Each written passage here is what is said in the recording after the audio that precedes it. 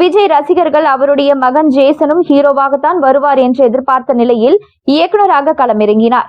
இதை பற்றி விஜயின் நண்பரும் நடிகருமான ஸ்ரீநாத் கூறும்பொழுது, ஜேசன் என்னவாக வேண்டும் என்பது ஜேசனே முடிவு செய்தது. அதுக்கு ஒருபோதும் தடையாக இருக்கக்கூடாது, சப்போர்ட்டாகத்தான் இருக்க வேண்டும் என விஜய் சொன்னாராம். எப்படி விஜய் நடிகனாக வேண்டும் என்று ஆசைப்பட்டு அவர் அப்பாவிடம் சொன்னாரோ அதே போல ஜேசனும் நல்ல இயக்குநராக வேண்டும் என்பதுதான் ஆசையாம். அவருக்கு படங்களில் நடிக்க நிறைய ஆஃபர்கள் வந்தது. ஆனால் நடிப்பிற்கு ஜேசனுக்கு ஆசை இல்லை. டெக்னீஷியனாக வேண்டும் என்ற ஆசையில் கனடா சென்று அங்கு படித்து எடிட்டிங் எல்லாம் கற்றுக்கொண்டார். கூடவே சினிமாட்டோகிராஃபியும் படித்தாராம். அது மட்டுமல்லாமல் தான் ஒரு பெரிய நடிகரின் மகன் என ஜேசன் வெளிக்காட்டவே மாட்டாராம்.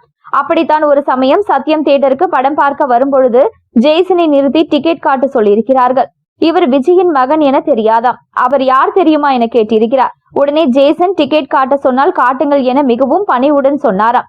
அப்பா மாதிரியே மகன். அது மட்டுமில்லாமல் விஜய் திரும்பவும் நடிக்க வருகிறேன் என்று சொன்னால் ஜேசன் இயக்கத்தில் நடிக்க பெரிய வாய்ப்பு இருக்கிறது என்றும் ஸ்ரீநாத் கூறினார். தற்பொழுது சஞ்சய் இயக்கி வரும் படம் பெரும் வெற்றி பெற்றால் மகனுடைய இயக்கத்தில் விஜய் நடிக்க சம்மதம் தெரிவிக்கவும் வாய்ப்பிருக்கலாம்.